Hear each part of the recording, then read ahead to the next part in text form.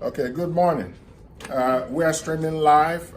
This is the Urban League of Greater Cleveland, and we are doing Becoming Bankable program. You know, businesses need cash.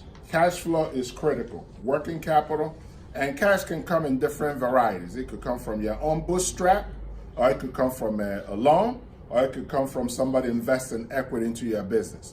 What we find based on experience running Entrepreneurship Center and seeing over thousands of businesses is that a lot of businesses don't have access to capital. Tragically, 60% of minority businesses get declined for loan. 60%. 60% apply but don't get, even if they get approved, they get funded less than what they need. And another tragedy of that is that another 60-something% of those that get turned down the first time, they don't reapply because of the humiliation and the letdown. So what we're about to do is to change that narrative, okay? So that you can become more successful. Now, don't think the bank hates you because you're black, or you're Hispanic, or you're Asian, or because you're short, you're tall, you're light skinned, dark skinned. Yeah, there might be some bias there, but majority of the reason you get turned down has nothing to do with all of that. A lot of times business loan is like a science and art. So you need to know the science and the art of getting a yes for business loan. It is easier to go get a Cadillac or Mercedes for $50,000 than to get a line of credit for your business for $5,000. Let me repeat that. It's easier to walk into a dealership and get a consumer loan because it's easy. Credit score, yes. A job, yes. Sign right here. You drive that Cadillac home. But try getting a $5,000 loan. It's going to take you weeks from a legitimate bank, low cost. Because there are a lot of people out there that want to give you money. How many of you getting those phone calls? Yeah, 24 hours. I got one yesterday.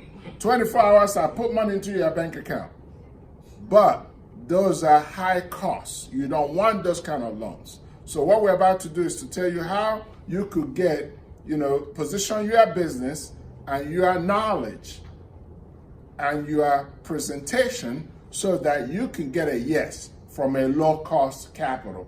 Low cost means prime plus 2-3%. So somewhere around single-digit loan is low cost. Anything in the double digit is too high. And some of these predatory lenders are preying on you guys by giving you loans in the 20-something%, and some of you using credit card, 25%, 30% to run your business. That is costly. You can never make enough profit to cover that cost of capital. So number one tip is that you need to learn your numbers, okay? You need to learn how to manage your business by the numbers.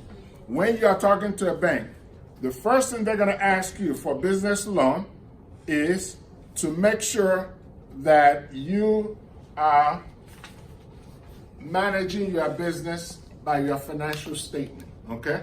So when a bank asks you for financial statement, what are they asking for?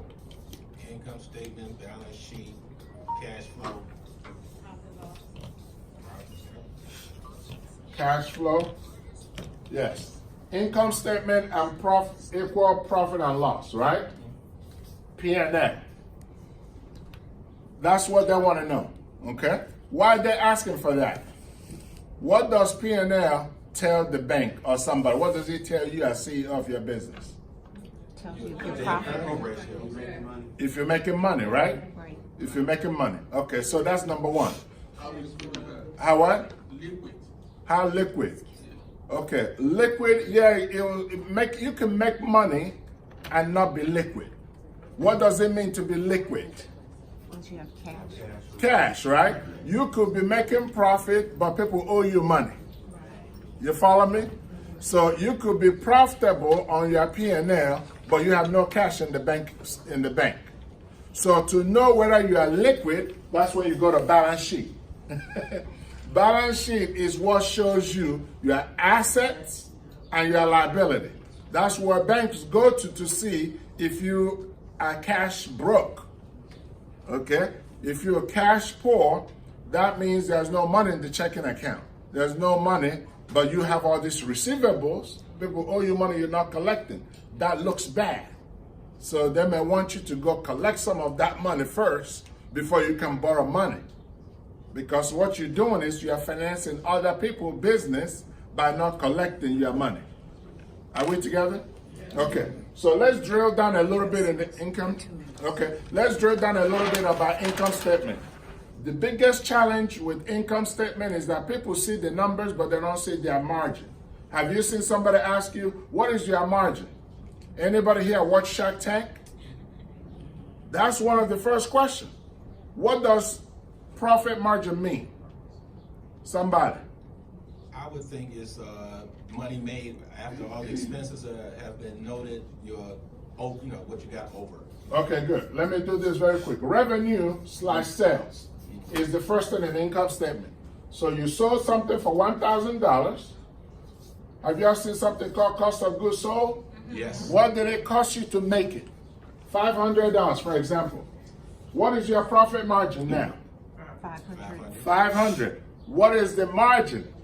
50%. Margin means percentage, right? 50%. So margin is 50%. So I'm going to call this gross profit margin.